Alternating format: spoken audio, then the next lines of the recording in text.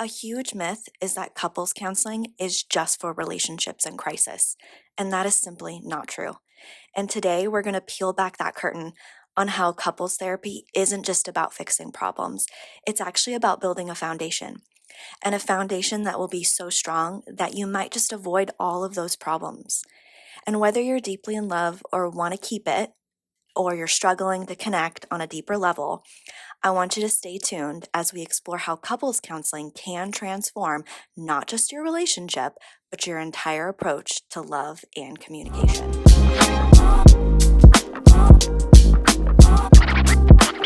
Welcome to Mindful Chatting, where we dive into the heart of healthy living and loving. And my name is Kristen, and today we're starting a special 2-part series on enhancing your relationship through couples counseling, and part 2 on practical daily strategies.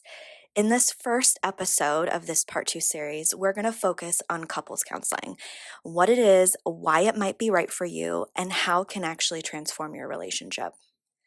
I think couples counseling gets a bad rap. I think when people tell people that they're going to couples counseling, we immediately have this assumption that something's wrong with the relationship. And a majority of the time that's true because I think couples wait until it gets bad before they seek out couples counseling. And I think that's probably one of the worst mistakes that couples can do. Not that I don't think it can be effective and that couples counseling can't be effective in crisis or when you're having problems. That is not what I'm saying. What I'm saying is that couples wait too long. I think that they can do it all themselves and that what they are going to do to approach the problem will fix it. And what they don't realize is that they're approaching probably the problem in the same way over and over again. And that's why problems keep popping up and they keep looking the same, even though they might have a different mask or a different, thing or theme that's over them. But over the course of time, the problem ends up being the same. And I think it's because couples just keep approaching the problem the same way, thinking that this time it will be different, when we have to go about it a different way. What you've been doing brought you here and keeps bringing you here. And I think one of the biggest thing that couples counseling can offer couples is like a different way to either look at the problem, look at your partner, look at the relationship and go, this isn't working. And that's not a bad thing. It's okay to admit that this isn't working, but let's find a different way to make it work. And I want to go over some of the myths of couples counseling so that people can really understand what is it and what is it used for, and like what is a therapist's role within that couple when they're coming to counseling. I think a huge myth is that couples counseling is about airing out your grievances and like coming to a third party and saying who's wrong and who's right. That is not true. And if you're with a couples therapist that does that, they're not being neutral and they're probably not practicing couples counseling appropriately. The couples counselor is not about on either one's side. It's about finding that neutral zone and how can we get each partner to come into that neutral zone. And I know that was kind of like a nerdy Star Trek reference, but we need to find a neutral zone so that we can start understanding each other and then learning some of these strategies that are within couples counseling that can actually be very effective. With some of the studies that they've done with couples counseling, they found that people who engage like within the Gottman method, for example, and we'll go into a little bit more of the Gottman method and techniques, probably more in part 2. But the Gottman method has a 75% improvement in relationship satisfaction, which is really large when you think about it on a research scale of like how much improvement that is. Because if you're coming in couples counseling and you're at like a 10%, 75 is like huge compared to where you've been. And I think that's why people think about couples counseling of we just have this one problem and we need to go to couples counseling to fix it, when instead we're trying to work on building a better relationship because problems are going to happen. And I think people base the quality of their relationship based on how little problems they have. And I don't think that's a good measure. I think we need to be looking at, how did we solve these problems? How did we manage conflict? Because you can have a million problems within a relationship, but how you guys approach it and how you guys effectively manage that conflict builds foundation, trust, intimacy, makes you guys closer, makes better communication. So it's not about the amount of problems. And I think people go into relationships thinking, well, we fight all the time, so we must not be good for each other. How are you fighting? That is the most important thing. And I think that's what people don't recognize when you come into couples counseling is we're going to teach you how to fight. We're going to teach you how to fight productively, and we're going to teach you to fight how to, healthy, to where you actually get closer after a fight, which I think is huge for people. I also want to point out that there are other effective techniques within couples counseling. Emotionally focused therapy for couples also has a huge recovery rate, which is 70%. And I think it's crazy how 70% of the couples who come in for EFT move from distress to recovery, which I think is a huge figure within the research world. And I think couples counseling doesn't get enough credit for what it can actually do. I'm going to focus on what couples therapy can actually offer you so that if you are struggling within something or you just think that your relationship needs a refresher, that you can really consider whether couples counseling can be helpful for you. So the first part of this is couples counseling will help you break communication barriers, which I think tend to be the biggest problem within relationships is we're just not communicating. And we think it's how we're delivering our message. Not that I don't think that that's super important, but one of the biggest things that I like to teach couples to do is actually listen to each other. And I think we think that we're listening to our partner. I also think that after you've been with someone for a really long time, and especially if the problem keeps reoccurring, we probably can predict and assume where our partner is going to go. We can probably predict how they're going to respond, and even can use the verbiage and the language that our partner is going to use. But when we're in that state, we're not actually listening to our partner. We're having that conversation in our head. And we're probably amped up because we're so used to where this conversation's going that we're missing really key opportunities in what's being said within your partner's sentences, like between the words or between the lines, that could be actually effective and productive, moving the conversation forward. So one of the key strategies that couple therapists like to use is active listening.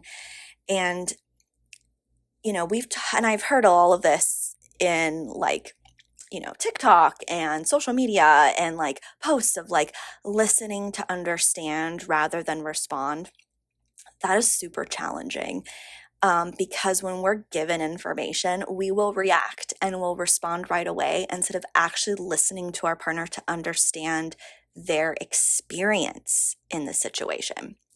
And that is all about empathy, because empathy is all about perspective taking.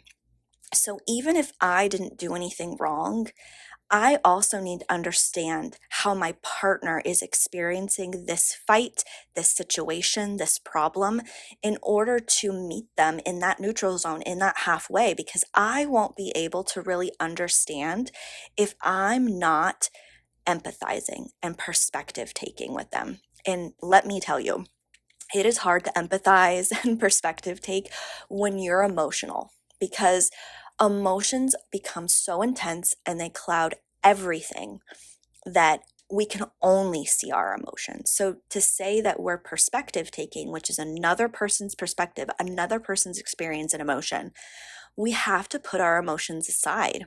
And that's where a lot of this emotional regulation comes in. So sometimes I'll have couples come in and I'll say, you guys both need to go to individual therapy first sometimes, because you guys don't have any emotional regulation skills. Your guys' emotions are so intense and so overwhelming and so probably triggering to the other partner that you guys are not even communicating. You're just expressing emotions. And then that's, reaction and all this stuff. So going to individual therapy can sometimes be recommended by couples counselors first to really regulate their emotions before they can actually learn effective communication skills, which I think is crazy, but it's because you can't perspective take if your emotions are so large. That they're literally taking over the conversation. Couples therapists will also help you navigate resolutions and navigate conflict. And they kind of teach you how to do conflict resolution. I think disagreements are actually really super important in relationships. But again, it's not about how many you have, it's about the manner in which you approach these conflicts and how that actually plays a huge role in determining the health and the longevity of your relationship. And, we always think that, our couples therapist is here to take sides or say who's right or wrong. And really, we're kind of this neutral mediator. We're supposed to facilitate a open and honest dialogue so that both parties feel heard and understood. And it's the therapist's role in making sure that each partner is practicing open and honest communication so that both of them feel heard and understood at the same time. And so that's where this therapist is going to come out and kind of call out blame and unhealthy confrontation and labeling and all of these things that actually just really cloud communication and lean you guys more toward a collaborative problem solving. One of the big things that I try to get couples to understand is it's us versus the problem, not you and me versus each other. Because once you move into a you versus me, then it's a power struggle. Who's right, who's wrong, who's going to get the upper hand, who's going to have the last word. Once you move into there, the conversation is no longer productive. And I'll even tell couples when you're in an us versus me to stop the conversation because it's not productive. So the only thing that's going to come out of that conversation is hurt and pain and suffering. And none of you, or you wouldn't be in the couples room, wants that, which is why I tell people to notice when a conversation is turning unproductive and to say, stop, we have to stop. We cannot move forward. One of the things that helps really navigate conflict resolution that your couples therapist is going to teach you is those I statements. Now, I know a lot of people have heard of I statements, and anyone who's ever used them correctly can see how powerful they are, and it'll make you stop and think. And we want you to stop and think, because if you're stopping and thinking, then you're responding, you're not reacting. There's a huge breakdown of how to use an I statement appropriately. And if you follow the link to the blog, I'm going to have an infogram of how to use I statements appropriately that you can download for free to really break down how to use it correctly. You always start with I, obviously. I feel blank. So I feel hurt. And then the next part of that sentence cannot involve a you, which is so challenging to do. I even have a challenge with this, because when we use you language, it is confrontational, it is blaming, it is an attacking, and our whole goal is to not be in a defensive stance, because once you're in a defensive stance, then the conversation is about you and you versus me again. So we point out observational behavior or the thing that happened without using you. So for example, I'll say, I feel hurt when the dishes aren't done. I never said you didn't do the dishes. I never said when you don't do the dishes. I feel hurt when the dishes are not done. It's just happening. The dishes aren't done, right? And then I think we don't finish the rest of the I feel statement. So I feel hurt when the dishes aren't done. And usually we go, well, I need the dishes done. That's not the need. The need is actually back to the emotion. The need is, I need to feel safe, heard, understood, protected, whatever that is. It's actually not about the dishes. And I think that's what's so cool about couples therapy that I don't think people really recognize is we're trying to uncover what the hell the dishes actually mean to you because you're not communicating that to your partner. All your partner here is, I'm not doing the dishes, or they just need the dishes from me, or they only just want me to do things for them. When really, it's probably about a sense of safety. It's probably about a sense of feeling understood. And it's probably a sense about feeling loved. And we can get to the bottom of that during couples therapy. And so that's why I think I feel statements also kind of give a bad rap because we don't actually go deeper into them. And that's where couples counseling can really help you get deeper into your I feel statements, but also the need under that I feel statement. Couples counseling can reignite intimacy. And this is really super normal and common for couples. Just as time goes on, that emotional and physical intimacy can stagnate. And I also think that contributes a lot to communication issues and they influence each other. So the lack of intimacy is due to the communication issues, but then that lack of intimacy and that lack of communication affect each other. And I think couples therapy can help resolve this through a number of different strategies. But it also uncovers maybe the reasons behind the fading intimacy. That includes stress, unresolved conflicts, or even like life circumstances, or even infidelity that I think couples therapists can work through with you. They'll often introduce specific things that are going to be tailored to your relationship on how you can reignite that intimacy. And it's going to look really awkward. I'm going to be honest with you, just from what I've seen with couples. If you've been stagnant for a really long time, some of the things that they're going to do is really going to take the spontaneity out of it. And that's the point, because if we're trying to make something important, of value, we set time and we prioritize intimacy. And that's not going to look very organic. And that's okay because we're trying to build a sense of safety back and normalcy to it. And the more actually you'll notice, the more that you try and put time, the more organic, the more you're going to fall back into what intimacy may or may not have looked like before, or a new pattern of intimacy that you both like. So this can look like actually scheduling connection time.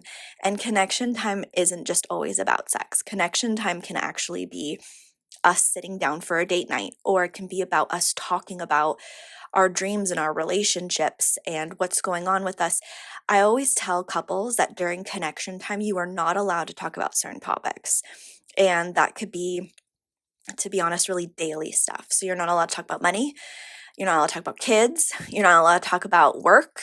You're not allowed to talk about in-laws, the things that are part of your life that you probably always talk about. Connection times are the things that we don't have time to talk about in those daily conversations. So that could be what do we want to do on vacation with each other? Or what's something that, we used to do that maybe we don't do anymore.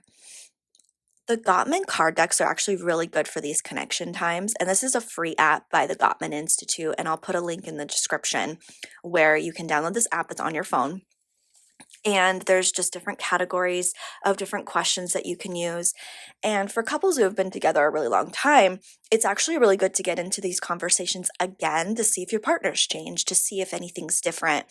I'll even have couples play games where they'll pull out a card, but you have to answer it as if you think your partner's going to answer it to see if you really actually know your partner. And this is really good for couples who have been together a really long time, where they think that they know the answer and make a lot of assumptions.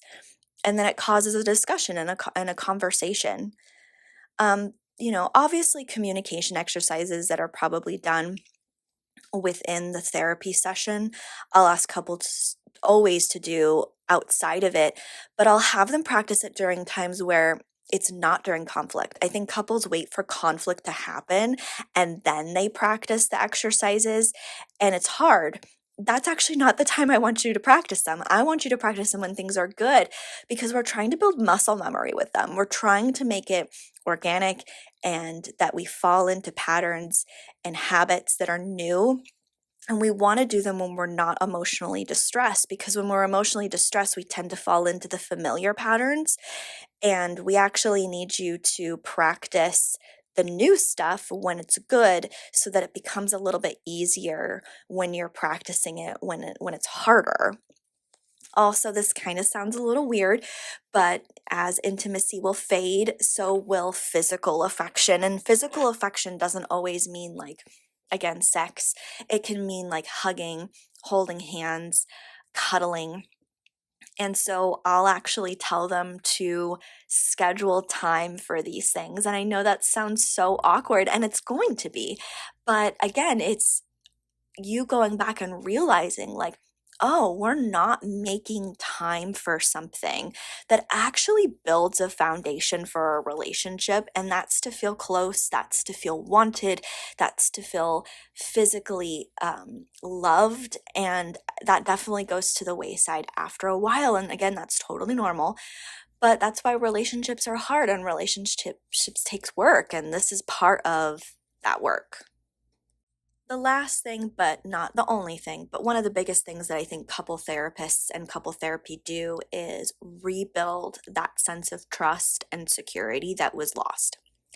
And I think if you don't have trust, you don't have a relationship. I think it's also normal, because we're all human, that trust can be damaged. But it's not impossible to rebuild. But if trust is damaged and it's not rebuilt, that is where insecurity sets in. And that insecurity can really undermine that foundation. And I think when people are insecure, they turn into a person that's not really them. And remember, a relationship is where you're trying to be the best version of yourself. And so if we're turning into a person based on insecurity that's not really us, are we being the best version of ourselves? And so I think in therapy, it helps you identify like those specific incidences or even patterns of behavior that led to the trust or that insecurity. And it may be individualized, like we could be bringing old baggage from our prior relationships into our new one. And because our partner may do things that look or feel like our old partner, the insecurity trigger and attachment wound that probably happened in that old relationship could be popping up. And what's really weird is when we feel things, we think that they're actually happening. And instead, a couples therapist can help you challenge a lot of those feelings and go, yes, this is reminding you of a past partner, but is this your past partner? No, this is your partner now. Have they X, Y, and Z, helping you challenge a lot of these thoughts. Plus, this is where open communication comes in, because if my partner is doing something that I find triggering and I'm all up in my head, that's not going to allow me to be, open and honest and transparent. And also, I'm not healing with my partner. I'm in my head. I'm not going to be physically affectionate. I'm not probably going to work on my intimacy, because that trigger has basically consumed me. And now I'm not present for my partner.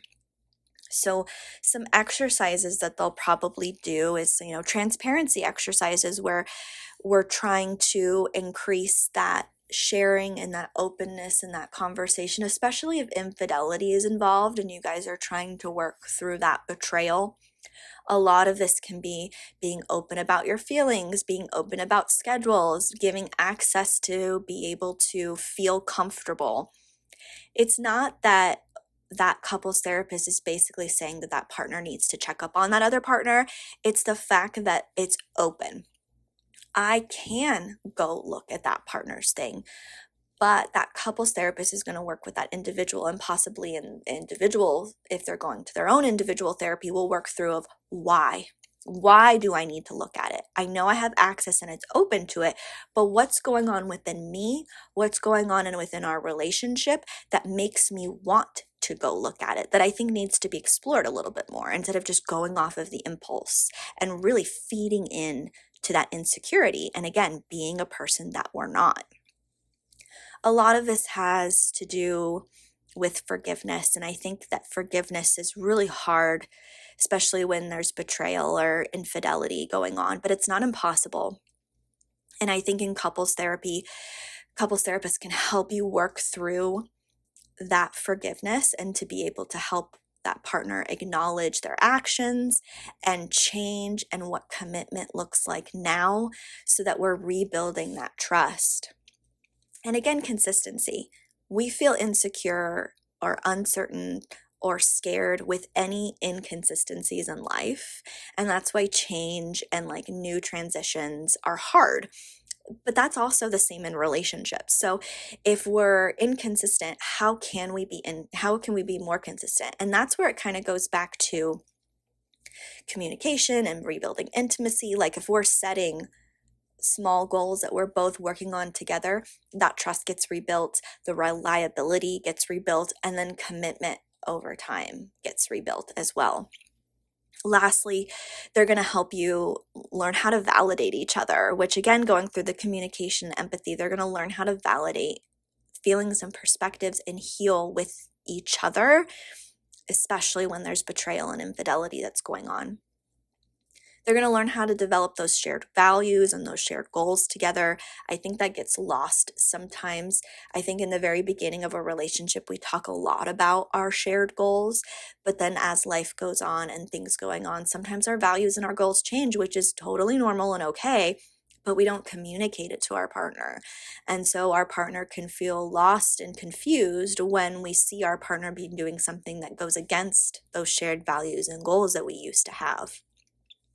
Lastly, couples therapists will always work on those attachment styles and those attachment wounds that have possibly happened within our caregivers, our past relationships, and how is that affecting the attachment style and the attachment we have within our current relationship, and like how to label it and like recognize when those things are going on, so that you guys have the language to be able to communicate when my attachment wound is being triggered or when I'm noticing some insecurity that's coming out.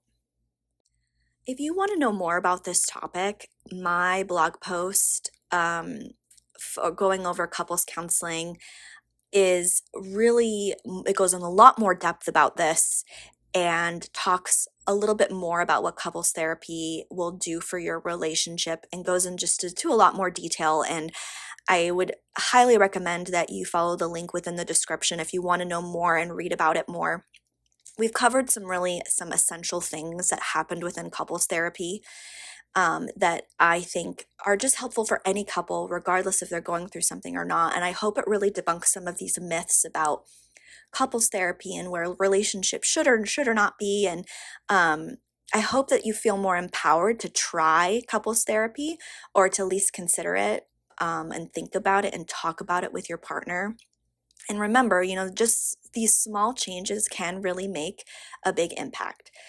And again, I'm going to make a part 2 to go over more of the strategies that cultivate healthier relationships based on things that happen in couples therapy, and what you can actually start doing now to help your relationship, even if you're not in couples therapy right now. And we're going to explore what reigniting that intimacy, building that trust looks like. I'm going to offer some apps, some tools, some books, the things that you guys can do to really start working on your relationship. So I hope you come back for part 2 of this episode. And I really want to thank you for listening. Until next time, keep thriving in your relationships.